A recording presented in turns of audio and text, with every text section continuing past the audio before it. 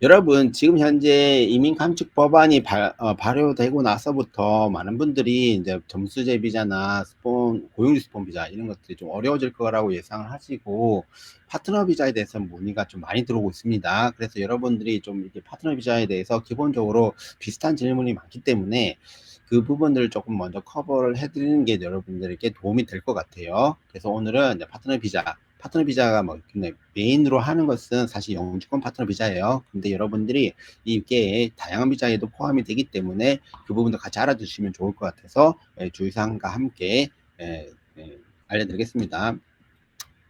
파트너 비자는 사실 이게 영주권입니다. 호주 안에서 신청하는 영주권 파트너 비자에 대해서 오늘은 조금 그쪽으로만 좀 파고 들 건데, 근데 여러분들이 이제 뭐 학생 비자도 있고 다른 스폰서 비자도 있는데, 그때 여러분들이 같은 동일한 질문이 들어갑니다. 여러분이 비자를 신청할 때 가족을 넣을 수가 있어요. 가족. 그럼 가족이 범위가 어디까지냐?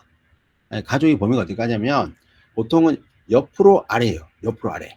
위로 안 올라갑니다. 아시겠죠? 부모님은 위로 안 올라가요. 이 파트너 쪽에서는 옆으로 아래로 내려갑니다. 그래서 가족이라고 할 때 일반적으로 여러분들 학생할 때 파트너나 자녀를 넣을 수 있어요. 그렇죠? 근데 그 파트너는 어디까지 포함이 되느냐? 이 문제가 있는데 기본적으로는 그러니까 이민성 법에는 결혼한 관계를 스포우즈라고 불러요. 그냥 파트너를 안 부르고 스포우즈라고 부르버리면 이 사람은 법적으로 결혼한 관계예요. 그 외의 관계는 디펙토 관계, 사실혼 관계라고 얘기합니다. 그럼 뭐가 차이가 있느냐? 이건 결혼을 했고 결혼을 하지 않았다. 그래도 결혼하지 않아도 진짜 파트너 관계로 살고 있다. 호주에 이런 사람들 많습니다. 그래서 사실혼 관계가 있는 거예요. 이럴 경우에는 기본적으로 호주 이민성에서는 12개월 이상의 같이 사실혼 관계를 유지한 것을 증명하세요 라고 나옵니다. 근데 이 사실혼 관계에서도 두 가지로 나눠져요. 관계 등록이 된 관계와 안 된 관계로 나눠집니다. 그러니까 왜 나눠지느냐? 관계 등록이 된 경우는 이 12개월 증명이 웨이브 시킬 수가 있어요. 그래서 여러분이 만약에 내가 충분히 관계 증명을 12개월 이상 할 수 있으면 관계 등록 안 하셔도 됩니다. 근데 만약에 여러분이 너무 급하게 비자가 없고 저희 회원 중에 뭐 말레이시아, 인도네시아 친구인가 그런데 그 친구는 비자가 뭐 두세 달 후에 끝나요. 근데 그때 와서 상담을 받으신 거예요. 그럼 어떻게 해요? 관계 등록을 하셔야죠. 그러면 넘어갈 수 있습니다. 그래서 자신의 상황에 따라서 조금 달라진다고 생각하셔야 돼요. 두 번째, 그럼 관계 증명할 때 어떤 부분을 봐야 되는가? 간단합니다. 여러분, 세 가지를 봐야 돼요. 세 가지. 제뉴인, 진짜냐? 제일 어려운 말이죠. 제뉴인이 쉬운 말인데 어렵습니다. 두 번째, 그다음에 continuous, 계속 유지돼야 됩니다. 세 번째, exclusive입니다. exclusive. 구별이 돼야 돼요. 구별이 돼야 됩니다. 이게 무슨 말이냐면은, 만약에 여러분들이 같이 살고 있으면, 뭐, 쉐어하우스에서 같이 살고 있으면 같이 살고 있죠? 근데 그게 익스클루시브 하잖아요. 그러니까 좀 다릅니다. 제뉴인한 것은 뭐냐면, 여러분들이 이 제뉴인을 설명할 때 총 한 네 가지 정도를 보는데, 이 네 가지가 이 증명이 된다면 제뉴인이라고 보게 됩니다. 그 다음에 그것들이 계속적으로 유지돼야 되죠. 왜냐, 시간차적으로. 네. 그 다음에 다른 사람과 구별돼야 됩니다. 다른 사람과의 관계가. 그러면 첫 번째는 기본적으로 보는 게 경제적인 거예요. 경제적으로. 이 사람들이 경제적으로 공동 자산이 있는가? 뭐 자동차를 뭐 공동 소유할 수는 없겠지만 보험이나 이름을 올리는 경우가 있어요. 드라이버를. 그쵸? 그럼 또 렌트 기록에 이름이 올라가죠. 그쵸? 네. 그리고 또 조인트 어카운트를 여러분이 잘 안 쓸 수도 있고 쓸 수도 있는데 어떤 데는 귀찮아서 이제 뭐 계좌를 하나에서 서로 이제 어떤 얼마 돈이 있고 우리가 얼마를 뭘 쓰는지를 알기 위해서 조인트 어카운트를 만드는 경우 있어요. 그럼 그 사람들은 공동으로 어떠한 현금을 같이 공유를 하고 있죠. 예, 이런 거를 볼 수 있습니다. 그 다음에 내추럴 하우스 뭐 집에서 뭘 합니까? 이것도 뭐 공동으로 뭐 비를 낸다거나 그쵸? 뭐 물세, 전기세, 뭐 인터넷비, 전화비, 뭐 여러 가지 있습니다. 공동으로 이름이 있으면 됩니다.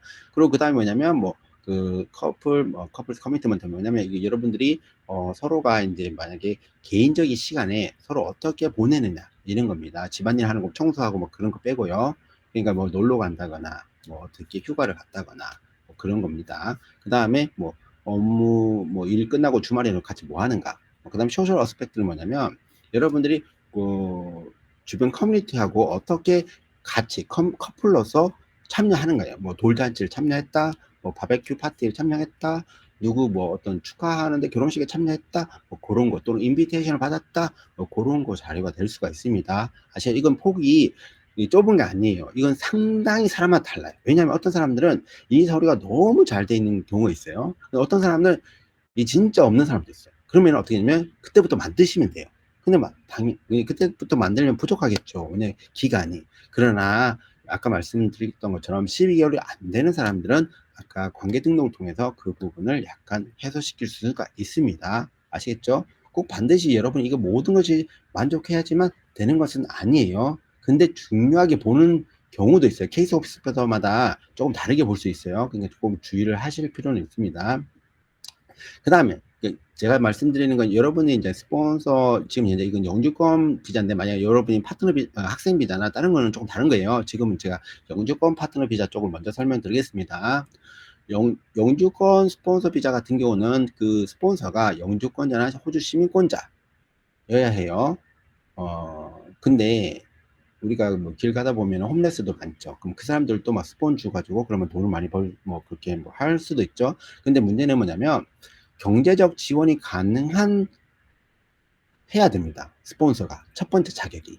왜냐하면은 이 파트너 비자 같은 경우가 보통 2년 정도 시간이 걸리기 때문에 따라서 2년 동안에 만약에 우리가 뭐 호주 정부가 이 사람을 케어하지 않는다면 이 스폰서가 이 사람에게 리빙 코스트를 커버할 수 있어야 돼요. 이걸 봅니다. 아시겠죠? 네, 이걸 거의 다 설명을 잘 안 하시는데 이게 필요합니다. 그래서 여러분들이 뭐 세금 납부했다는 거나 뭐 일을 하고 있다든가 이런 걸 증명하시는 게 좋습니다. 근데 스폰서가 안 되는 경우가 있어요. 네, 꼭 그렇지는 않습니다. 그러나 지금 제가 이게 기본적인 거 설명해 드리면요. 여러분들이 만약에 영주권을 따거나 시민권을 땄어. 근데 내가 결혼할 사람이 또는 뭐 같이 살 사람이 우연찮게 외국인이거나 템포러리 비자 홀더야. 그럴 경우에는 여러분의 인생에서 2명을 줄 수 있어요. 2명. 2명을 줄 수 있어요. 근데 만약에 내가 어떻게 사귀고 있는데 이 사람이 이전에 1명을 스폰을 준 거야. 모르고 있었어요. 그 한 명 더 줄 수 있으니까. 근데 내가 스폰을 들어가려 하니까 이 사람이 5년 안에 준 거야. 그럼 또 안 돼요. 그래서 이거 나중에 이제 체크할 때 이 사람이 스폰서십을 줬는지 안 줬는지를 한번 체크해 볼 필요 있어요. 나중에 하다 보면 진행하면서 알아듣는 케이스 꽤 많이 있습니다. 말 안 하다가. 그 다음에 내가 만약에 스폰서십으로 비자를 받았다. 그럼 난 다른 사람을 줄 수 있습니까? 예, 줄 수 있습니다. 근데 그 사람하고 스폰을 주려면 또 5년을 기다려야 됩니다. 아시겠죠? 그리고 또 만약에 스폰서가 범죄 기록이 있으면 또 안 됩니다. 그래서 그 스폰서 같은 경우는 그 AFP라고 호주 범죄 증명을 해야 됩니다. 근데 만약에 패밀리 바이오런스나 차일드 어뷰즈 같은 게 있으면 쉽지 않습니다. 이거는 조금 힘들어지는 케이스가 될 수가 있습니다. 왜냐하면은 이 패밀리 바이오런스 같은 경우는 만약에 내가 스폰서를 누굴 줘. 그럼 이 사람이 또 가정폭력을 일으킬 가능성이 높잖아요. 그러면은 이민성은 비자를 줬다가 이 상대 그 비자를 신청한 사람이 피해자가 될 가능성이 높기 때문에 이걸 방어하려고 이렇게 해놓은 거예요. 자, 그 다음에 그러면은 호주에서 파트너 비자 820을 신청하면은 언제 영주권을 받게 되는가라는 거 있는데 기본적으로는 접수 시점에서 2년이 걸려요. 이 다른 말로 하면 2년 이상이 걸립니다. 왜냐하면 2년 후에 주게끔 되어 있기 때문입니다.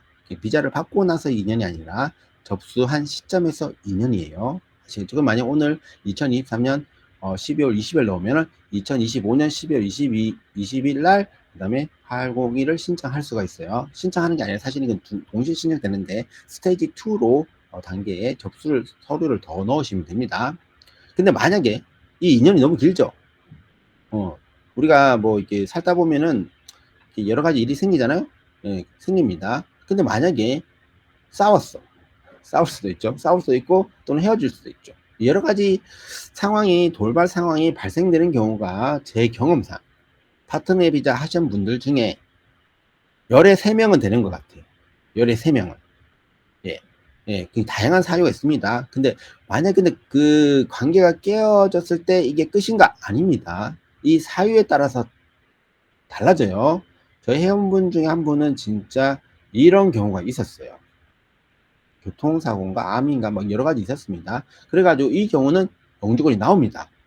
스폰서가 사망을 하는 경우에 대해서는 이민성은 이 사람이 사망하지 않았을 경우 이 관계가 계속 유지될 거로 인정이 되어지면 비자를 줍니다.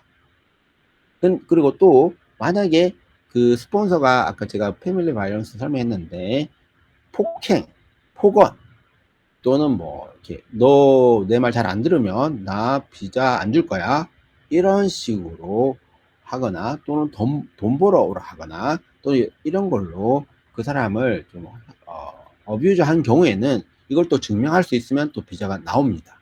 근데 이혼한 경우는 안 되겠죠. 예, 이런 게 있습니다. 그래서 여러분이 관계가 깨어진 사유가 중요합니다. 알겠죠? 무조건 파트너 비자 들어갔다 해서 만약에 스폰서가 나 너 스폰 안 해줄래? 나 우리 깨어졌어. 끝. 이렇게 해버리면 그게 끝이 아닙니다. 아시겠죠? 예. 두 번째는 그러면 좀 더 빨리 영주권을 받는 방법이 있습니까? 네, 있습니다. 그건 바로 롱텀 릴레이션십이라고 합니다. 롱 디스턴스가 아니고 롱텀이에요. 오랜 기간 동안 내가 사귄 경우에요. 그게 2년이 될 수도 있고 3년인데 자녀가 있으면 2년을 줄게 됩니다. 근데 3년 동안 오래 사귀었는데 비자를 안 넣은 경우도 있습니다. 사람들 보니까. 그러면은 이 경우는 3년 동안의 그 관계를 증명하면 되겠죠. genuine, continuous, exclusive를 증명하면 됩니다. 아시겠죠? 그 다음에 주의사항. 사람들이 이제 파트너 비자는 이제 그냥 이게 불법 체류인 상태에도 넣는 경우도 있어요. 넣을 수 있습니다. 넣지 못한다는 게 아니라 넣을 수 있는데 가급적이면은 잘 보세요. 현재 비자가 있는 경우에 넣으세요. 아시겠죠? 그래야지 만에 하나 예상치 못한 상황이 발생됐을 때 대처할 수 있는 시간이 있어요. 아시겠죠? 그리고 불법 체류를 28일 미만 한 경우는 괜찮습니다. 넣을 수 있습니다. 아시겠죠? 단지 이제 차이가 있는데 현재 비자가 갖고 있으면 브리칭 A가 나오고 비자가 없을 때 비자를 넣으면 브리칭 C가 나오는데 브리칭 C는 출입국이 불가능해요. 이거 조심해야 돼요. 네, 그래서 요것도 이 부분이 좀 문제가 됩니다. 그리고 또 근데 보통 이거 오해를 많이 하는 분이 이겁니다. 이거 브리칭 비자로도 28일 미만 안에서 넣어야 돼요. 브리칭 비자를 갖고 있으니까 불법 체류자가 아니니까 넣어도 괜찮다. 그렇게 생각하면 안 됩니다. 28일 안에 때문에 가능해요. 주의하는 케이스. 이전에 내가 비자가 거절되었다. 그리고 불법 체류했다. 근데 어떤 뭐 사랑하는 사람 만났다. 근데 그 사람이 호주인이거나 호주 영주권자다. 예, 이 경우 넣을 수 있습니다. 넣을 수 있는데 이때는 그 섹션 48라는 게 걸려서 이거를 웨이브 요청하고 넣을 수 있습니다. 근데 만약에 불법 체류를 28일 이상 했다. 그럼 불증 비자가 28일 이상이었대 생각 없이 그냥 넣었다. 아예 조심해야 돼요. 이 케이스가. 이 케이스는 그냥 이 파트너 비자 케이스가 아니라 전혀 다른 케이스로 변질이 됩니다. 왜냐하면은 여러분들이 이민성에 또 다른 비자 심사를 하나 더 받게 됩니다. 이게 바로 뭐냐면 이 경우에는 뭐냐면 여러분들이 이때 왜 내가 현재 비자를 가지고 있거나 불법 체류나 또 브리징으로 28일 안에 비자를 접수하지 못했던 절박한 사유를 설명해야 돼요. 이게 안 되면은 이 아무리 내가 genuine, continuous, exclusive를 설명해도 비자가 거절됩니다. 아시겠어요? 그러니까 이게 중요합니다. 중요해요. 아시겠죠? 그 외에 여러 가지 뭐 범죄 기록이나 건강 그런 것도 있는데 혹시 내가 뭐 건강이 안 좋아가지고 신장 검사를 통과하지 못하는 경우도 존재합니다. 그 부분은 조금 일반적이지 않기 때문에 여기서 설명하지 않겠습니다. 자, 여러분이 이제 미리 Q&A를 주셨는데 혹시 제가 미리 질문 사항을 안 주신 분들은 지금